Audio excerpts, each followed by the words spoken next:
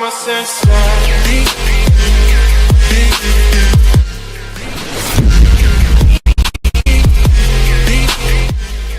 Donald Trump gives two thumbs up to the crowd during the evening session of the Republican National Convention Day 4.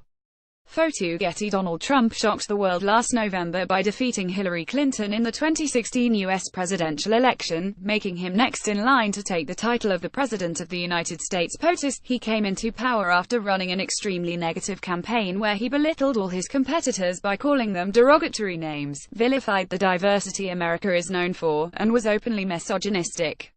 Nobody, not even the Republicans, expected Trump to actually win, since Clinton had been projected to win by a wide margin. The reasons for his victory, attributed largely to racism and misogyny present in the American conservatives, are still a subject of great debate almost 1 year into his presidency. Trump arrived on the back of many outlandish promises, such as putting a ban on all Muslims traveling into the U.S. as well as building a border wall that he would make Mexico pay for. Many thought of these as empty rhetoric, but giving credit where credit is due, Trump did try to implement most of his promises, despite the pushback from the public and the system at large. Let's take a look at everything that's happened in the past 1 year since Trump was elected president. 1. Of the Muslim ban. From his first day in office, Trump set off at a furious pace, signing executive orders left, right and center. Executive orders are a weapon that the POTUS can use to bypass Congress and make decisions without requiring their approval. Trump immediately banned travel from multiple Muslim countries, but denied that this was a Muslim ban. This set off massive protests by liberal Americans, and also made Muslims from all over the world revise their plans to visit the U.S. So far, various judges from across the U.S. have contested this ruling, but the issue remains that Trump keeps reissuing this order and there is fear that it will eventually be implemented in some form or another. Demonstrators gather outside Tom Bradley International Terminal at Los Angeles International Airport on January 29, 2017, during a protest against President Donald Trump's travel ban. Photo app. Verdict. Trump is not only unabashedly anti-immigrant, he is also businessman. While he banned mostly Muslim countries, he left out Saudi Arabia, UAE, Azerbaijan and Turkey, essentially all of the countries where Trump has business holdings. Immigrants are what make America a melting pot, and Trump's rhetoric and actions against immigrants will only hurt the country. 2. The sanctions. Trump rolled back the reconciliatory approach of the Barack Obama administration towards Cuba. He stated that the deal was completely one-sided and in favor of Cuba, and hence did not serve any purpose. Trump also decided to decertify the Iran deal, another diplomatic achievement of the Obama administration.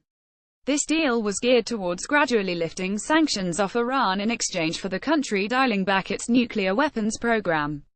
Trump did not recertify the deal, stating that this was also a one-sided deal in favor of Iran.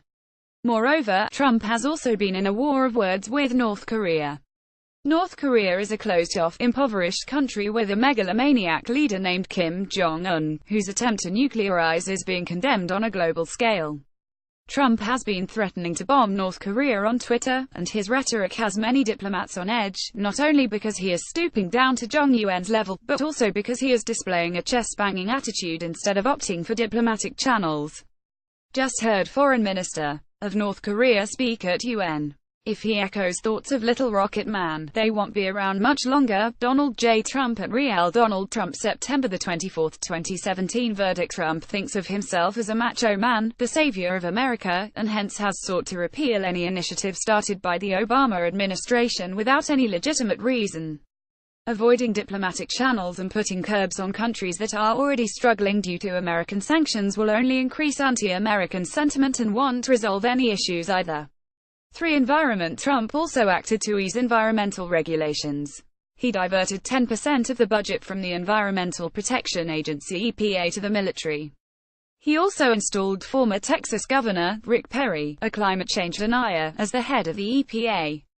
Perry recently gave a statement in the wake of the latest harassment scandals out of Hollywood where he claimed that fossil fuels can prevent sexual assault. Perry was also the mastermind behind Trump's decision to pull out of the Paris Accord. Interestingly, Trump's pulling out of environmental accords and cutting the environmental budget had a direct effect on how American cities protect themselves against floods and hurricanes. Hurricane Harvey, which caused severe destruction in Houston, had a much more disastrous effect because Trump's actions prevented the city from maintaining its flood protection infrastructure, which was put in place by Obama. Interstate Highway 45 is submerged from the effects of Hurricane Harvey seen during widespread flooding in Houston, Texas, U.S. August 27, 2017. Reuters verdict: Trump is a vehement denier of climate change. He also believes that to unlock the U.S. manufacturing potential, he needs to aggressively encourage manufacturing over climate conservation. Again, this is the kind of myopic thinking that may benefit American businesses in the short term, but would definitely harm the planet and subsequently, those very businesses, in the long run. The concept of global warming was created by and for the Chinese in order to make U.S. manufacturing non-competitive. Donald J. Trump at Real Donald Trump November 6, 2012 For hiring Trump appointed a new Supreme Court Judge, Neil Gorsuch, who is a conservative. The American Supreme Court is quite influential in shaping national policy. It comprises of a panel of 9 judges who are lifetime appointees, and hence a spot in the panel only opens up if a judge dies. There is no retirement and no layoffs. As such, the president who appoints a Supreme Court judge has the opportunity to shape long-term national policy. It remains to be seen if Gorsuch shares Trump's brand of conservatism, but it is more likely than not. Verdict: most of the people appointed by Trump are and will be conservatives, and will serve to set policies in Trump's favor for years to come. For people outside the U.S., this does not matter. For immigrants residing in the U.S., however, it could mean an ugly future. 5 firings. Sally Yates was the acting Attorney General of the U.S. under Obama's administration and was incumbent until Trump found a replacement. She was fired because she refused to uphold Trump's travel ban. National Security Advisor Mike Flynn was forced to resign within the first 24 days of the Trump administration, setting a new record for the shortest time in that respective office. Flynn was a retired military general who was handpicked by Trump for the job, but was forced to resign as he was found to have colluded with Russian diplomats without notifying his bosses. The conspiracy theory is that he took the fall for Trump so that Trump would not be accused of any connection with Russia. FBI Director James Comey was appointed by the Obama administration, and had been asked by Trump to continue in his cabinet. Even so, Comey was heading the investigation into Trump's alleged ties with Russia and was fired because he had seemingly gotten too close to the truth. Communications Director Anthony Scaramucci was brought in by Trump to streamline communications and plug any leaks in the administration. Scaramucci was a Wall Street banker with minimal experience for the job that he was hired for. He openly badmouthed other White House communications officials and was directly responsible for the resignation of the White House Chief of Staff Reince Priebus. Scaramucci himself was fired after only 10 days in office. Senior advisor Steve Bannon was responsible for running Trump's election campaign in its final stretch and is credited for awakening the voter base that elected Trump. A career banker who ran an ultra-conservative news website, Bannon was openly racist and a proponent of white supremacy. Ultimately, he stepped on too many toes and was forced to resign. He is now back at the helm of his news website, Breitbart News. Verdict: Trump is a fan of alpha males, as most of his picks are either top bankers, military generals or career bureaucrats. The issue is that these alpha males think along the same lines as Trump, that a macho attitude always wins. The only thing that attitude produces is resentment among those who are less fortunate. 6. The mother of all bombs Moab Trump also has the ignominious distinction of using the 21,600-pound GBU-43 guided bomb unit, $16 million bomb, affectionately known as the Moab. It had never been used before, but Trump dropped it on an alleged network of tunnels utilized by the Islamic State in Afghanistan. Verdict: remember George Bush and his claims of smoking out the terrorists. Moab literally does that by igniting all the oxygen in the air. Yet, even Bush didn't use the Moab, and Trump did so within the first 6 months of his administration. 7. Obamacare. Ever since Trump came into power, he has been trying to dismantle the Affordable Care Act, better known as Obamacare. This act served to bring a wider swathe of society under a government-mandated medical insurance system. As ridiculous as it is, Trump's multiple attempts at repealing Obamacare have more to do with increasing competition between health insurers. Again, this stems from the business-friendly leanings of the Republican Party. Verdict: a popular theory making rounds is that Trump wants to repeal Obamacare only because it has the word Obama in it.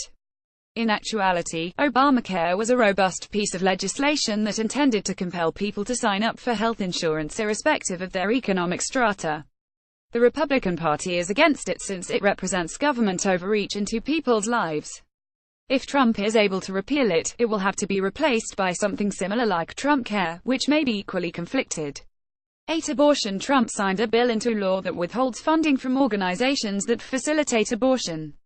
Trump is a conservative, and one of the key beliefs that conservatives in the U.S. hold is that abortion should be outlawed. Even though most of this funding goes into the provision of preventative health care such as pregnancy tests and birth control pills, it is still a blow to a woman's right to choose whether she wants to have a baby or not. Verdict. Again, this was a rollback of a controversial scheme under the Obama administration, restricting states from withholding funding to organizations facilitating family planning. Birth rights have been a subject of debate in American politics for over 100 years. While it is debatable if they address the moral responsibility of society, the issue has been used as a lightning rod in politics. Trump's angle may be religious and political, but nonetheless, it highlights his brand of ultra-conservatism. 9. The mass shootings. Charlottesville saw a white supremacist rally spin out of control, resulting in violence and death. It was a protest against the removal of a local Confederate statue. Las Vegas experienced a lone white shooter, hiding out in one of the hotel towers, opening fire on the audience of a live, open-air concert below. Apparently, the shooter was able to carry heavy artillery to his room without being checked. In downtown New York, a bearded fellow rammed a truck into pedestrians and had to be shot down by the police. The man was immediately branded a terrorist and termed as a major factor in Trump's opposition of immigration. In Texas, a white man walked into a church and started shooting, massacring 26 people and injuring several others.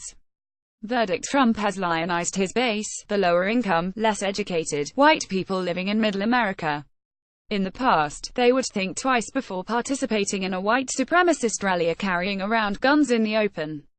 With Trump in power, they feel they now have tacit permission to be openly racist. Trump is a pompous macho man, prone to making outlandish statements. It got him the votes he needed to become the 45th POTUS. Even though he won the election and is the leader of the free world now, he is still acting as if he's running an election campaign. He needs to ease up on his hatred of diversity, stop focusing on Obama and Clinton, and develop a diplomatic approach to world affairs. Unfortunately, he has surrounded himself with conservative military generals and politicians who have encouraged his views rather than talk sense into him. It has been a sad and shockingly eventful year for the not-so-great-anymore America, and the next 3 years might just be a series of unfortunate events, but in the long run, his policies will surely alter our world in a negative way.